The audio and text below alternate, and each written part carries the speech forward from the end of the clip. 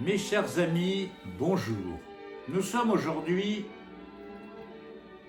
le mercredi 20 mai 2026 et je vais vous parler d'une voie pour le vivant. Pourquoi une voie pour le vivant? Notre époque est une époque difficile. C'est une époque de recul de la civilisation. L'homme a toujours eu le souci de ses semblables et le souci de son environnement. Mais actuellement, au lieu d'assister à une expansion de l'humanisme, de la solidarité, de l'empathie envers autrui, des sentiments de justice, de progrès des mœurs et des manières, nous assistons, sur la planète entière, à un pourrissement mental qui fait que les peuples se dressent les uns contre les autres et à l'intérieur même des sociétés, des strates se créent qui ne se comprennent plus. Les hommes ne vivent plus côte à côte, ils vivent face à face. Ils ne se parlent plus, il n'y a plus de dialogue et il y a progressivement la montée de la haine. Et cela est tout à fait déplorable. L'homme se croit un animal supérieur. Ça ne veut rien dire. Ni égalité, ni identité. Tout être vivant souhaite vivre. Vous qui m'écoutez, vous aspirez au bonheur. Bien sûr, vous aspirez à échapper à la souffrance, au malheur, à la misère, au désagrément de la vie. Et devant vous, il y a plein de problèmes qui se posent. Vous avez des difficultés de santé, vous avez des difficultés d'argent, vous avez des difficultés de sentiment, de cœur, d'estime de vous. Bien sûr, parce que la vie est ainsi faite. La nature est ainsi complexe et nous envoie des épreuves. Et loin de soulager ces épreuves, les hommes les aggravent bien souvent. C'est-à-dire qu'ils ne se contentent pas des malheurs que leur envoient les maladies, l'âge, la difficulté à vivre. Ils s'infligent eux-mêmes des maux, des souffrances et des violences. Alors, l'homme qui se croit supérieur, en fait, prouve à lui-même qu'il ne l'est pas. Oh, bien sûr, un animal autre qu'humain n'est pas capable d'envoyer un satellite sur un caillou au bout de l'espace et au bout de l'univers pour aller prélever des échantillons sur une comète. Bien sûr que non. Seul l'homme est capable de résoudre des équations mathématiques ou des traités de physique ou de concevoir des engins pour se réparer lui-même et essayer de se soigner. Nous avons dans ce domaine-là une capacité cognitive qu'aucune autre espèce ne possède. Mais les autres espèces animales possèdent sur nous d'autres particularités qui les rendent plus efficientes.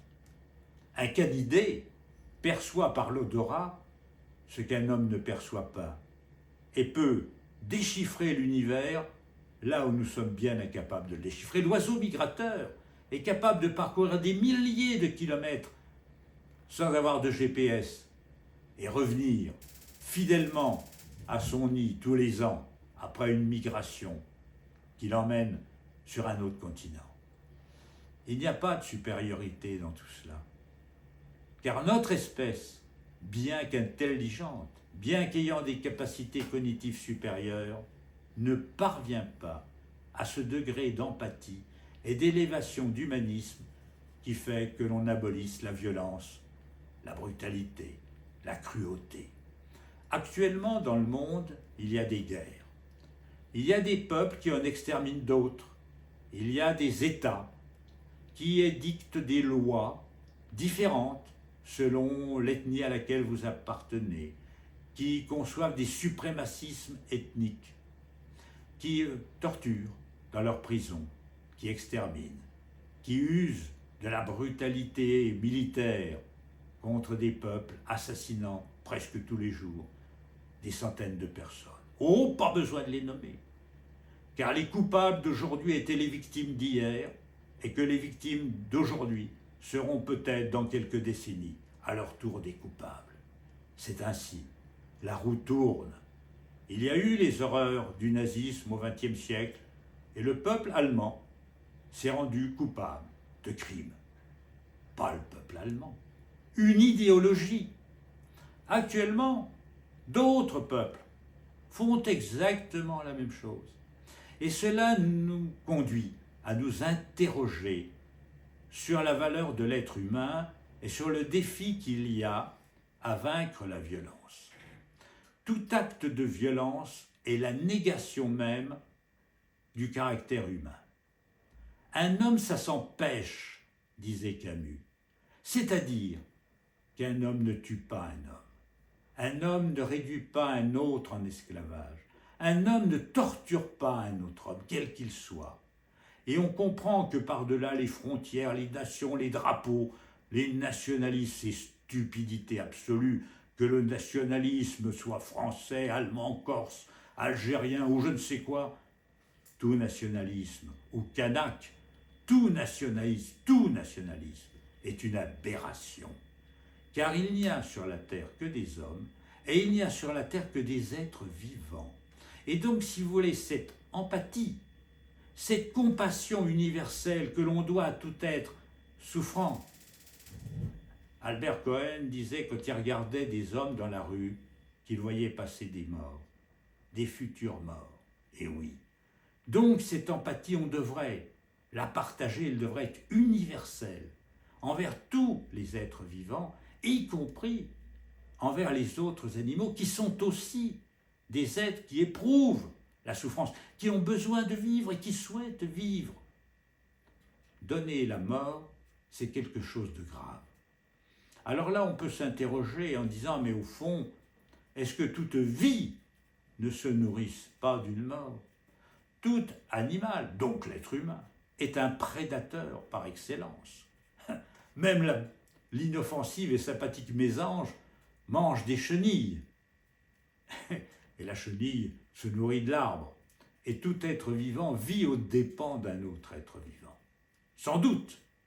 Mais si l'intelligence a été donnée à l'homme, c'est pour faire que la souffrance recule, que la violence recule, et que l'on soit les uns envers les autres des sources non pas de maux, de brutalité, de malheur, mais au contraire, des sources de plaisir, de bonheur, d'apaisement.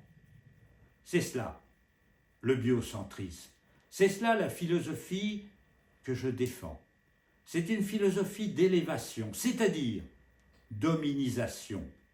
Car nous serons des êtres civilisés le jour où, au lieu de nuire à autrui, nous ne songerons qu'à apporter du bien-être et du bonheur à tous. Alors vous me direz, c'est angélique, c'est iréniste, c'est imaginaire.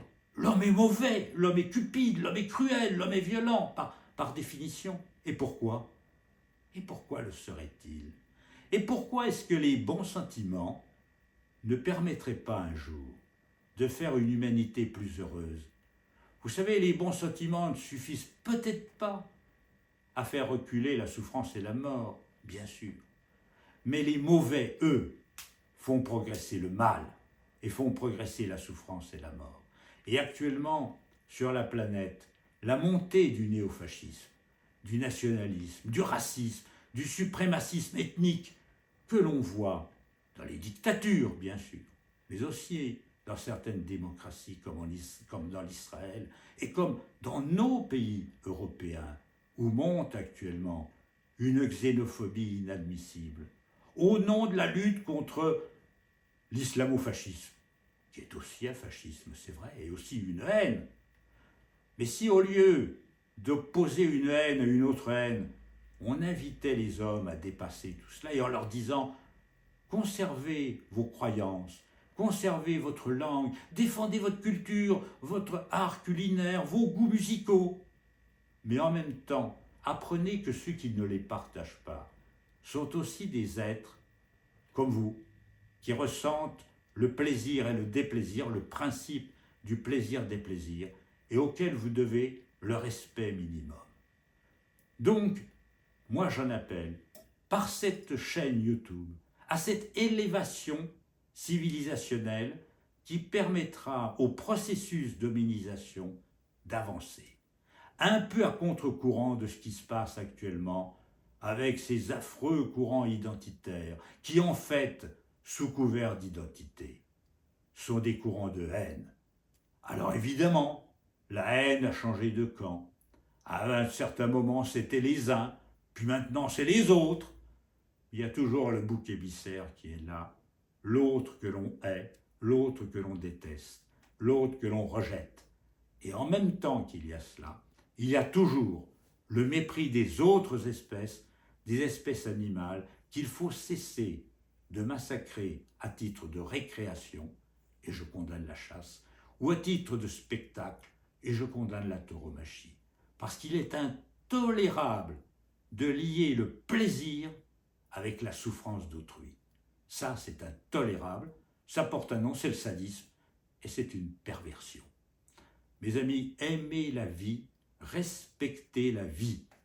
Et puis, si vous le voulez bien, soutenez la chaîne une voix pour le vivant, parce que c'est une voix que nous sommes peut-être les seuls à porter actuellement à ce niveau-là.